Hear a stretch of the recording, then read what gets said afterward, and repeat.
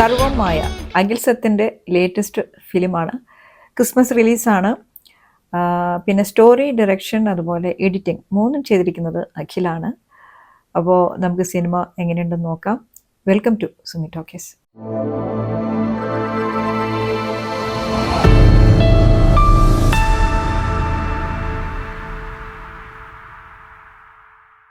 അപ്പോൾ ആദ്യമേ തന്നെ ഈ ഒരു സത്യനന്ദിക്കാട് ഫാമിലി എന്നൊരു സിനിമ വരുന്നു എന്ന് പറയുമ്പോൾ നമ്മളിപ്പോൾ ഹൃദയപൂർവ്വം കണ്ടു കഴിഞ്ഞതാണ്. അതിൻ്റെ കഥയും അഖിലിൻ്റെ ആയിരുന്നു. അപ്പോൾ അതുപോലെ വരേണ്ട ആവശ്യമുണ്ട്. അനൂപ് സത്യൻ ചെയ്ത സമയത്തൊക്കെ നമ്മൾ, പിന്നെ പാച്ചിയും അത്ഭുതവിളക്കും അഖിൽ ചെയ്ത സമയത്തും എല്ലാം നമുക്ക് കൃത്യമായിട്ട് സത്യനന്ദിക്കാട് ടെംപ്ലേറ്റ് റിപ്പീറ്റ് ചെയ്യുന്ന പോലെ തന്നെയാണ് തോന്നിയത്. ആ ലെഗസി ഒരു ബ്രേക്ക് ഫ്രീ ചെയ്യാനായിട്ട് ഇവിടെ ഒരു ഫിലിം മേക്കിങ്ങിൽ ഇവർ രണ്ടുപേരും ശ്രമിച്ചതായിട്ട് തോന്നിയിട്ടില്ല. പക്ഷേ ഈ സിനിമയിലേക്ക് വരുമ്പോൾ സർവമായിൽ അഖിൽ സത്യൻ അതിൽ നിന്ന് ഡീവിയേറ്റ് ചെയ്യാൻ ശ്രമിച്ചിട്ടുണ്ട്.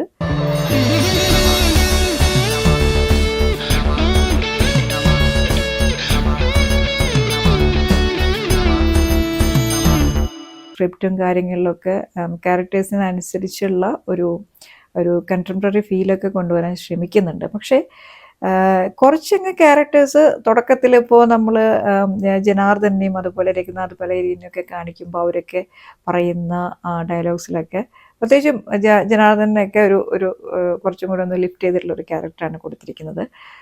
അപ്പോൾ അതൊക്കെ കേൾക്കുമ്പോൾ നമുക്ക് തോന്നും സ്ക്രിപ്റ്റിൻ്റെ കംപ്ലീറ്റ് ഒരു പാറ്റേൺ മാറിയല്ലോ, പ്രോഗ്രസീവ് ആയല്ലോ എന്നൊക്കെ തോന്നും. പക്ഷെ കുറച്ച് കഴിഞ്ഞ് ഇവരൊക്കെ ഈ ക്യാരക്ടേഴ്സൊക്കെ ഒന്ന് ചെറുതായിട്ടൊന്ന് ഇവോൾവ് ചെയ്തിട്ട് വരുമ്പോൾ കോർ ടെംപ്ലേറ്റിലേക്ക് സ്ക്രിപ്റ്റ് ഫോളോ ചെയ്യുന്നതായിട്ട് നമുക്ക് കാണാൻ പറ്റും.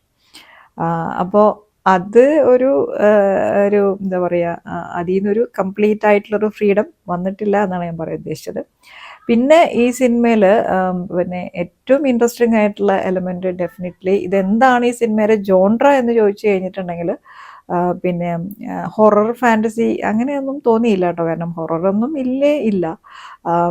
ഗോസ്റ്റുള്ള സിനിമയാണ് ഓഫ് കോഴ്സ്, പക്ഷേ ഹൊറർ ഇല്ല. വളരെ സെൻസിബിളായ, വളരെ സെൻസിറ്റീവായ, വളരെ ലവബിളായിട്ടുള്ള, ഫിലോസഫിക്കലൊക്കെ ആയിട്ടുള്ള യങ് ആയിട്ടുള്ള ഒരു ഗോസ്റ്റാണ് നമുക്കുള്ളത് ഇവിടെ. അപ്പോൾ അതുകൊണ്ട് തന്നെ ആ ഗോസ്റ്റിന് സ്യൂട്ടബിൾ ആയിട്ടുള്ള ഡയലോഗ്സാണ് കൊടുത്തിരിക്കുന്നത്.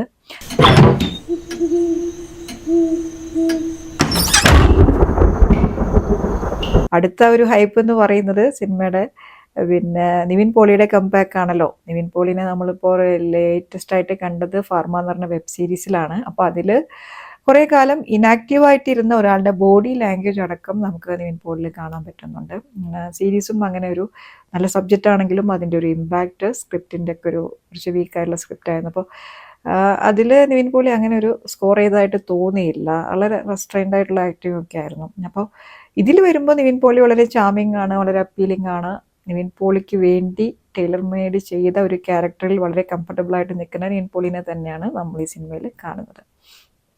അപ്പോൾ ഒരു ആക്ടറുടെ കംബാക്ക് എങ്ങനെ ആയിരിക്കണമോ എന്നൊക്കെ ചോദിച്ചു കഴിഞ്ഞാൽ എനിക്ക് വളരെ ഡിഫറെൻ്റ് ആയിട്ടുള്ള ഒപ്പീനിയനാണുള്ളത്. കാരണം ഞാൻ ആക്ടേഴ്സ് എപ്പോഴും അവരുടെ ഒരു കംഫർട്ട് സോണിൽ അവർക്ക് അവരുടെ ഒരു ടൈലർ മെയ്ഡ് ഓഡിയൻസിനെ ഇങ്ങനെ പ്ലീസ് ചെയ്ത് നിൽക്കുന്ന ആളുകളായിട്ട് ഒരിക്കലും ഇരിക്കരുതെന്ന് വിചാരിക്കുന്ന ഒരാളാണ് ഞാൻ. അത് ബ്രേക്ക് ചെയ്തുകൊണ്ട് വളരെ ചാലഞ്ചിങ് ആയിട്ടുള്ള അവരെ വളരെ ചാലഞ്ച് ചെയ്യുന്ന റോളുകൾ ചെയ്തുകൊണ്ട് എല്ലാ ജോൺറയിലുള്ള പിന്നെ ക്യാരക്ടേഴ്സിനെയും അവർ സ്ക്രീനിലേക്ക് കൊണ്ടുവരുമ്പോഴാണ് അവരൊരു കംപ്ലീറ്റ് ആക്ടറൊക്കെ ആയിട്ട് മാറുന്നത്, അല്ലെങ്കിൽ അവരുടെ ആക്ടിങ് സ്കിൽസ് ഇമ്പ്രൂവ് ചെയ്യുന്നത് അവിടെയാണ്. അപ്പോൾ അങ്ങനെയുള്ളൊരു റോളിലല്ല നിവിൻ പോളി വന്നിരിക്കുന്നത്. പക്ഷേ ഈ ഒരു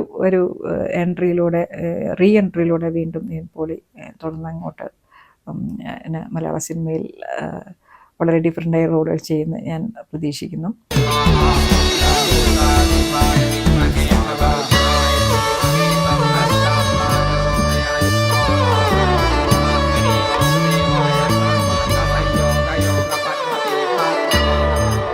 വളരെ ലൈവായിട്ടുള്ള, ഗ്രേസ്ഫുൾ ആയിട്ടുള്ള, വളരെ എൻഗേജിങ് ആയിട്ട് നമ്മളെ ഇമ്പ്രസ് ചെയ്യുന്ന ഒരു പെർഫോമൻസാണ് റിയ ഷിബു ചെയ്തിരിക്കുന്നത്.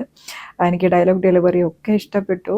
എല്ലാം നല്ല രീതിയിലുള്ള ഒരു പ്രൊഫൈല് ഈ സിനിമയിൽ.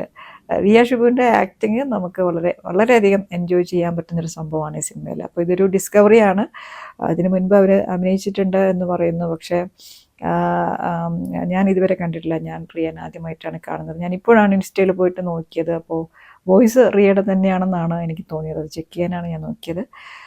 അപ്പോൾ എല്ലാം കൊണ്ടും പ്രിയ കൊണ്ടുവരുന്നൊരു റിഫ്രഷ്മെൻറ്റ് സിനിമയിൽ നല്ല രീതിയിൽ വർക്ക് ചെയ്തിട്ടുള്ളൊരു സംഭവമാണ്. അങ്ങനെ ഈ സിനിമ ഇങ്ങനെ മുന്നോട്ട് പോകുമ്പോൾ ഇങ്ങനെയൊക്കെയാണ് ഇതിൻ്റെ ഒരു ഫസ്റ്റ് ഹാഫ് മുന്നോട്ട് പോകുമ്പോൾ, പിന്നെ സെക്കൻഡ് ഹാഫിലെത്തുമ്പോൾ ഡെഫിനറ്റ്ലി ഈ ഒരു പിന്നെ നിവിൻ പോളിയുടെ പ്രഭേന്ദു എന്ന് പറഞ്ഞ ക്യാരക്ടറും ഈ ഗോസ്റ്റും മാത്രമായിട്ട് സിനിമയിലേക്ക് അവരുടെ ഒരു സ്റ്റോറിയായിട്ട് ഇത് മാറുകയും, പിന്നെ നിവിൻ പോളി തന്നെ പറയുന്ന പോലെ ചെറിയൊരു കൺഫ്യൂഷൻ ബാക്കിയുണ്ടെന്ന് പറയുന്നുണ്ട് ഗോസ്റ്റിനോട്. എന്ന് പറഞ്ഞ പോലെ നമ്മൾ ഓഡിയൻസായ നമ്മൾക്കും അങ്ങനെ തന്നെയാണ്, ചെറിയൊരു കൺഫ്യൂഷൻ ഇനി ബാക്കിയുള്ളൂ. അതായത് ആകെ ഇനി ബാക്കിയുള്ളത് ഗോസ്റ്റിൻ്റെ ബാക്ക്ഗ്രൗണ്ട് സ്റ്റോറിയാണ്. അപ്പോൾ സിനിമ സ്ട്രെയിറ്റ് ഫോർവേഡായിട്ട് അതിലേക്ക് തന്നെ പോകുന്നു. പ്രത്യേകിച്ച് നമുക്ക് ട്വിസ്റ്റ് ആൻഡ് ടേൺസ് ഒന്നും തന്നെ ഇല്ല, നമുക്ക് ചിന്തിക്കേണ്ട ആവശ്യമേ ഇല്ല.